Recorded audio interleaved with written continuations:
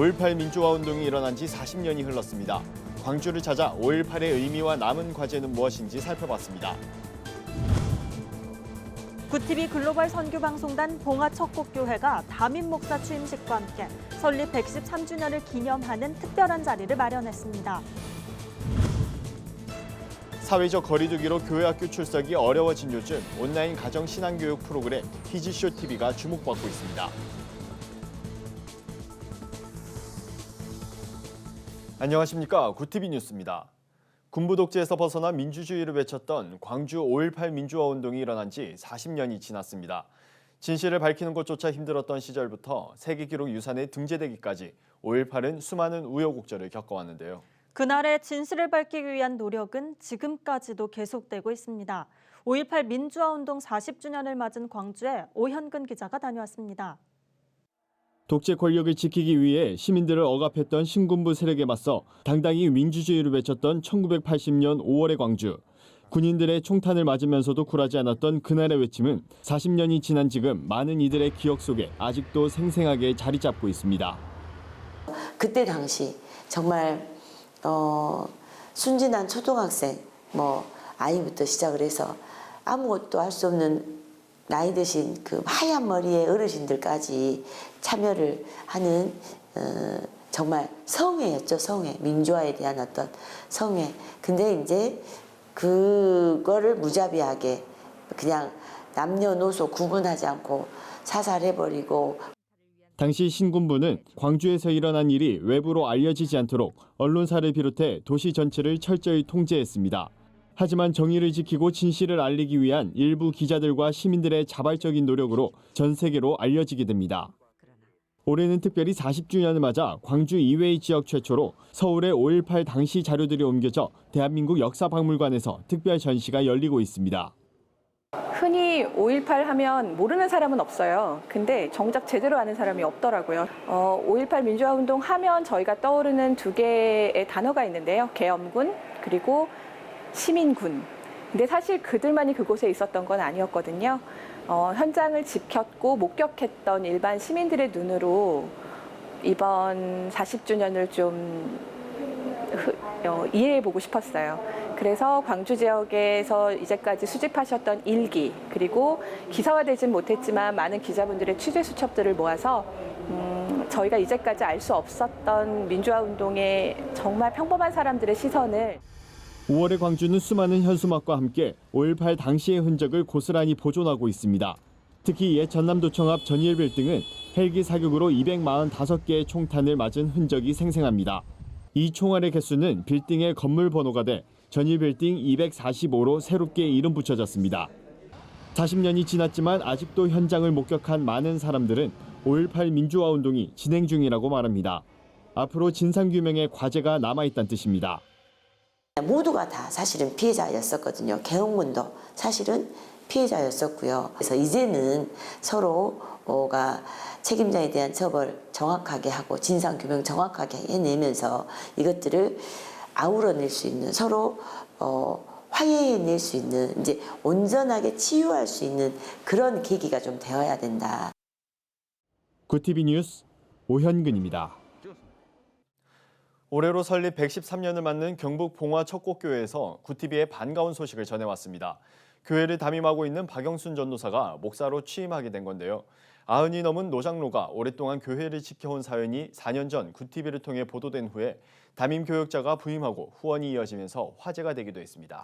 구티비 글로벌 선교방송단으로도 열심히 활동하고 있는 봉화척곡교회를 조유현 기자가 취재했습니다.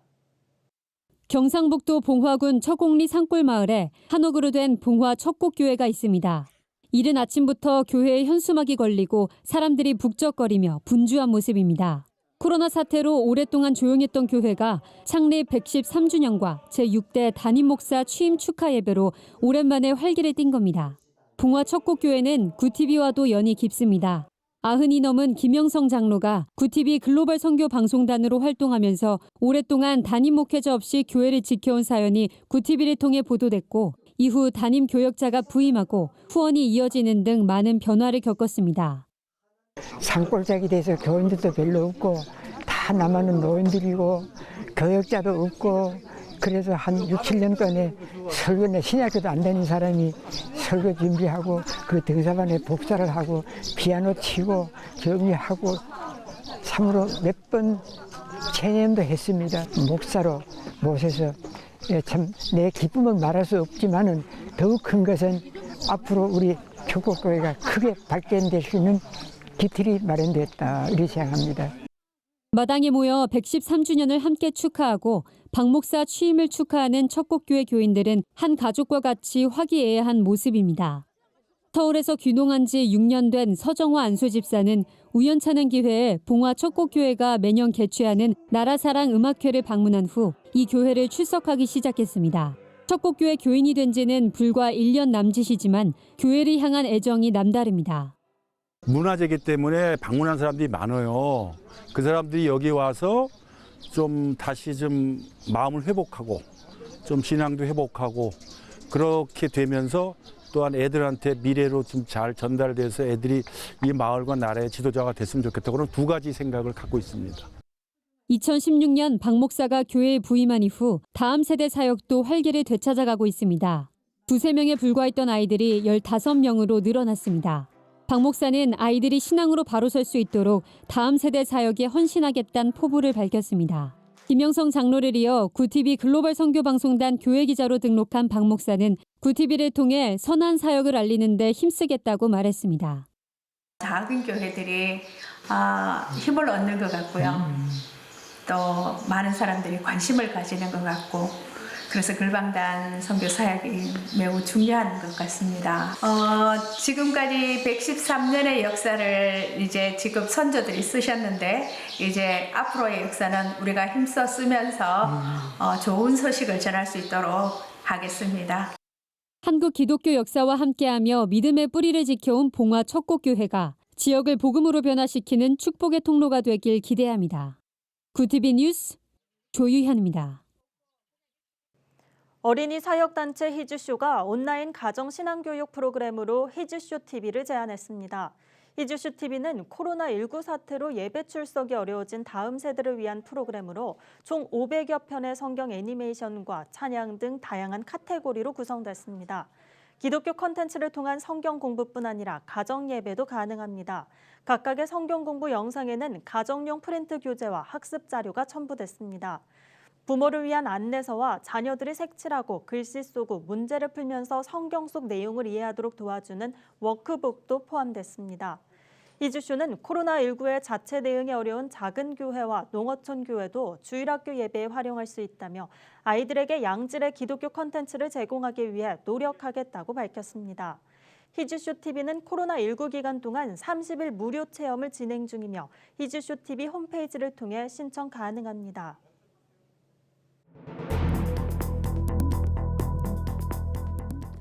세계 곳곳의 주요 소식을 살펴보는 시간입니다. 반미 진영의 우방인 이란과 베네수엘라의 교역을 두고 미국과 이란의 긴장이 고조되고 있습니다.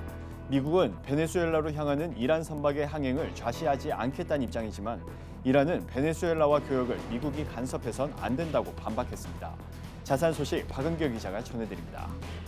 반미 진영의 우방인 이란과 베네수엘라의 교역을 두고 미국과 이란의 긴장이 고조하고 있습니다.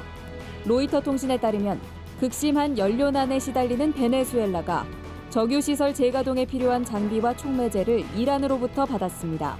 이들 반미 국가를 강력히 제재하는 미국의 한 고위 관료는 미국은 이란이 베네수엘라에 연료를 공급하는 상황이 달갑지 않다며 이를 막는 적절한 조처를 하겠다고 말했습니다.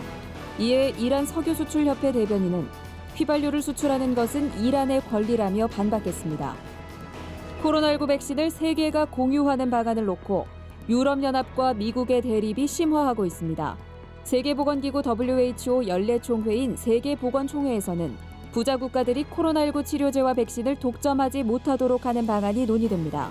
일부 국가들이 코로나 치료에 효과가 있다는 의약품을 사들여 세계적으로 품귀 현상을 일으킨 데다 도널드 트럼프 행정부가 미국에 백신을 우선 공급하도록 계약하면서 공공의료 전문가들의 불만이 고조돼 왔습니다. 이탈리아, 프랑스, 독일, 노르웨이 등이 주도하는 유럽연합은 치료제와 백신을 공정하고 평등하게 공유할 것을 촉구하는 내용의 성명을 발표했습니다. 러시아의 코로나19 누적 확진자가 28만 명을 넘어 미국에 이어 세계 2위 규모로 늘어났습니다. 모스크바시는 주민 자가격리와 쇼핑몰, 카페, 식당 폐쇄 등의 제한 조치는 이달 말까지 연장하고 공공장소와 대중교통에서 마스크 장갑 착용도 의무화했습니다. 하지만 하루 신규 확진자 수는 이틀 연속 10,000명 이하에 머물러 증가세 둔화에 대한 기대를 키웠습니다. 확산세가 어느 정도 안정적으로 유지된다는 판단 아래 러시아 당국은 이달 12일부터 취해온 제한 조치를 지역별 상황에 맞게 단계적으로 해제해 간다는 방침입니다. 일본에서 코로나19 확진자가 가장 많은 수도 도쿄의 신규 환자 수가 눈에 띄게 줄고 있습니다. 도쿄도는 17일 새롭게 확인된 코로나19 감염자가 5명이라고 발표했습니다. 이는 지난달 7일 중앙정부에 의해 코로나19 대응을 위한 긴급 사태가 선포된 이후 가장 적은 수치입니다. 신규 확진자 추이가 10명 이하로 이어진다면 도쿄 지역에서도 이달 21일 긴급 사태가 해제될 것으로 예상됩니다. 구티비 뉴스 박은결입니다.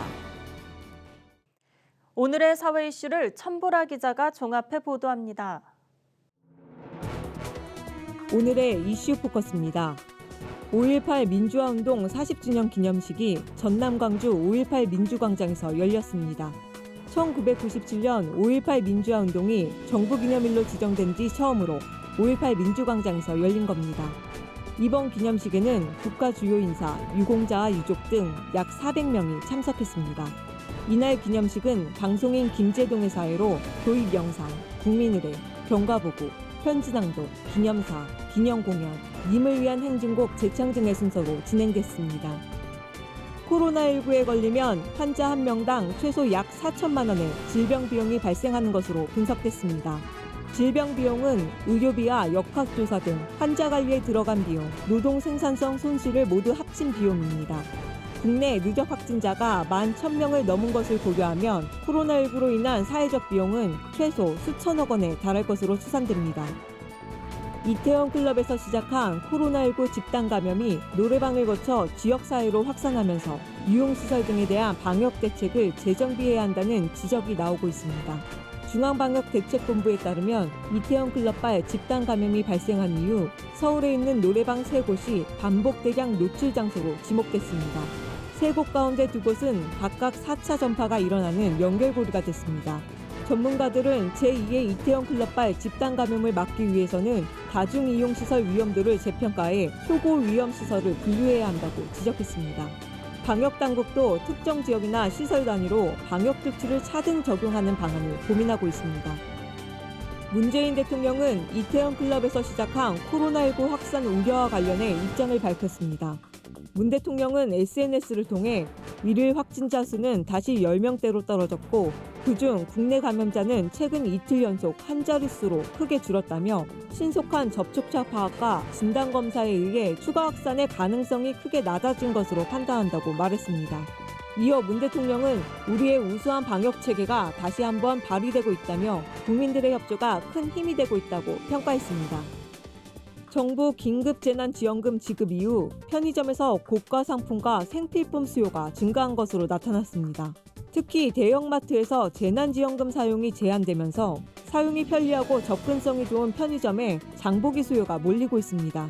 편의점 업계에 따르면 CU, 세븐일레븐 등에서는 재난지원금 사용이 시작된 13일부터 17일까지 5일간 생필품과 장보기 관련 상품 매출이 직전주 같은 요일보다 급증했습니다. 세븐일레븐의 경우 편의점 상품 중 비교적 고가로 분류되는 남성용 면도기는 45.2%, 남성 화장품은 48.1% 매출이 늘었습니다.